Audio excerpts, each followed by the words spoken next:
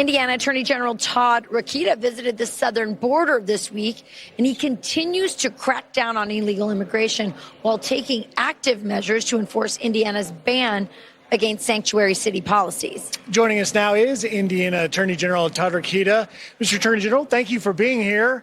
Thank you guys for being here. Welcome to May. Welcome to Indiana. That's what it's all about. What a party. It is a dream to be here. I want to go, though, right to what we mentioned there in the intro, and that is the sanctuary jurisdictions. The sanctuary jurisdictions are becoming the biggest, latest hurdle, really, for this administration trying to go into places like Chicago, like New York, and elsewhere, Massachusetts, trying to get the worst violent criminals, many of whom have removal orders that already existed. They committed crimes here, but yet these sanctuary jurisdictions, time and time again, are protecting them.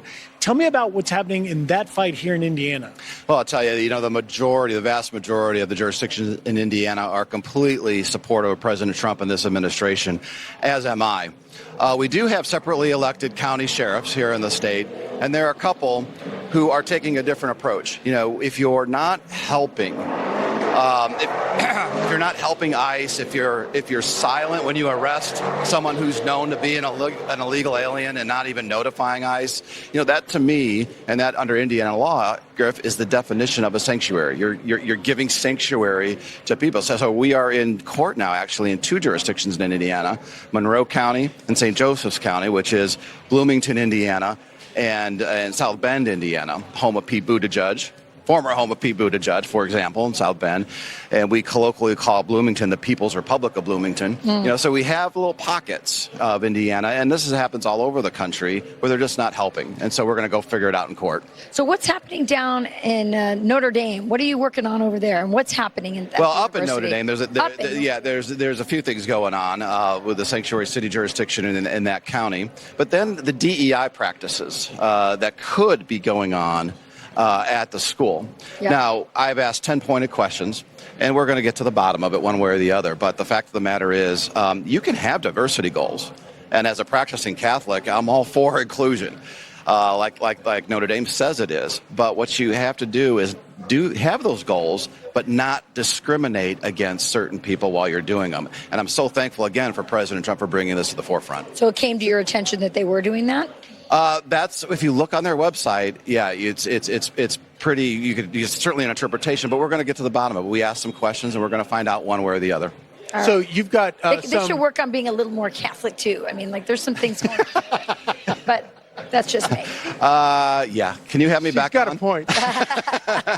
Solves a lot of problems. I love Notre Dame, by the way. I do love that school, and that's why everyone wants it to be its best. Right. It's the school of Rudy, for gosh sake. Of course. What's not to love there? But you have, anyway, have me back on. So you've got 350,000 people descending onto Indianapolis for this extraordinary event. How can you assure people that it's safe? Well, this is one of the biggest events in the country, and we welcome everyone to come and enjoy it. I've been growing up with this race. Everyone in Indiana, and maybe across the country, has as well. I remember washing car over the Memorial Day weekend with my dad, listening to it in Northwest Indiana on the radio. But we're in a complicated world. So watch for ticket scams. If you're the ticket that's sold out for the race, so be careful who you're buying tickets from, number one. Right. Human trafficking is a big issue at all these kinds of events. So if you see a young person who looks submissive, who's not interacting, who's being guarded, get a hold of law enforcement. That's your best bet. Let them know what's going on there. But otherwise, have a great time. This is a very peaceful event. Hoosiers are very hospitable. We're known for our hospitality. We're welcoming people. We've experienced it firsthand. I saw the jackets on the earlier bit. I'm jealous. I want one. I need to know where to get one. So does my mom. I'm getting texts from my mom when I want that jacket. I love it. Better give it to her. Well, thanks for the warnings. Important stuff, and thanks for all the hospitality from everyone from Indiana. We're having an awesome time here. Thank you, guys. You got it. Great to see you.